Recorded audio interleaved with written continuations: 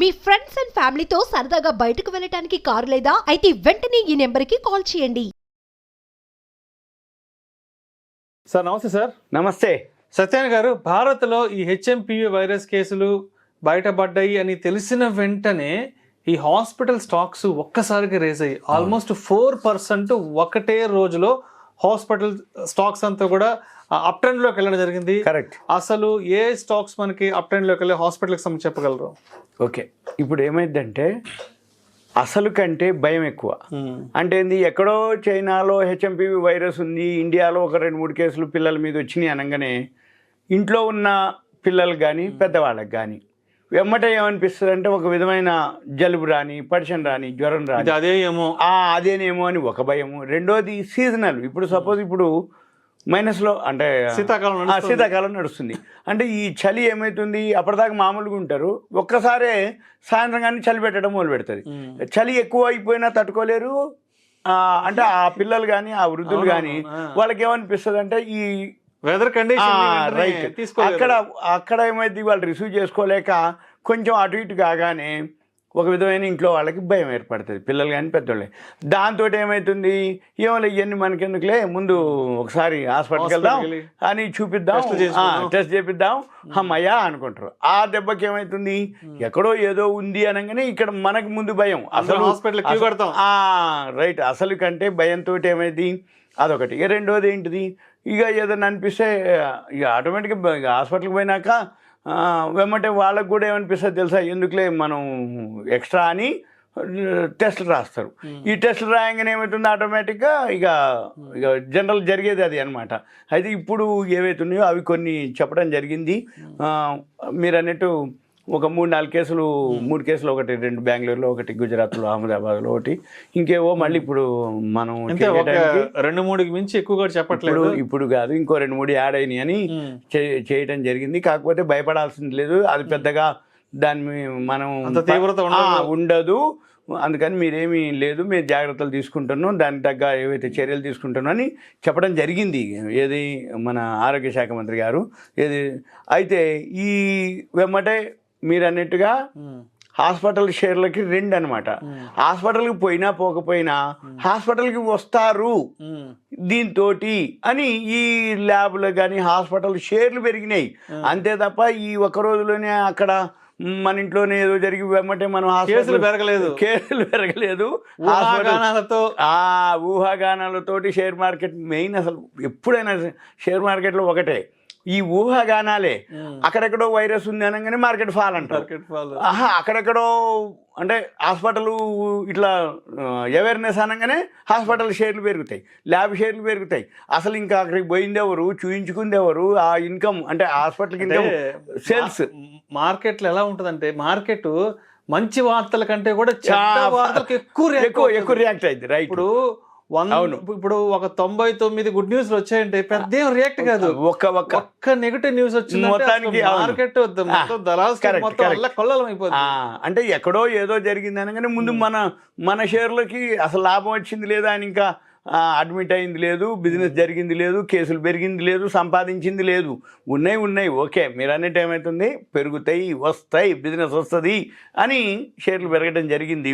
అవే కావు. ఇప్పుడు సరే ఆ పేర్లు కొంచెం చెప్తాను. ఇవన్నీ కూడా ఒక అవేర్నెస్, ఎడ్యుకేషన్, ఇన్ఫర్మేషన్ మాత్రమే.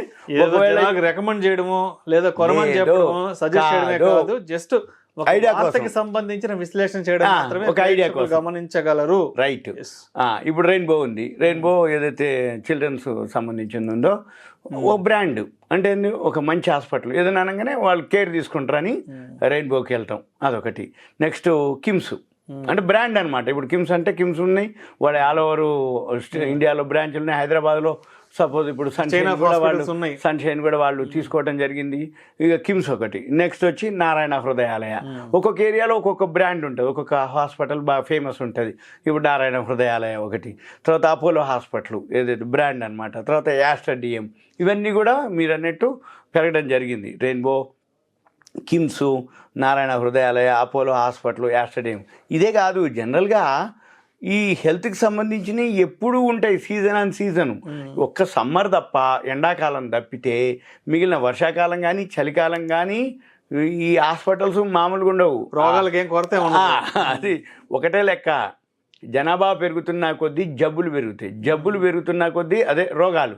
అప్పుడు హాస్పిటల్స్ ఆటోమేటిక్, అంటే చాలామంది చెప్తారు మన పెద్దవాళ్ళు ఎవరన్నా ఇప్పటికి ఉన్నారు, 90 ఏళ్ళు దాటిన వాళ్ళు కూడా మా తాతయ్య వాళ్ళు ఉండేది, అరే మాకప్పుడు ఎక్కడ లేదు హాస్పిటల్, ఇప్పుడు ఏందో కిరాణా కొట్ల మాదిరి హాస్పిటల్స్ అయిపోయినాయరా, మెడికల్ షాపులు హాస్పిటల్ తప్ప లేను. అంటే ఏంది, అప్పట్లో జనం తక్కువ ఉండేది, రోగాలు తక్కువ వచ్చేది. ఇప్పుడు జనాభా పెరిగింది, రోగాలు పెరిగినాయి, అందుకని హాస్పిటల్లో మెడికల్ షాపు కంపల్సరీ.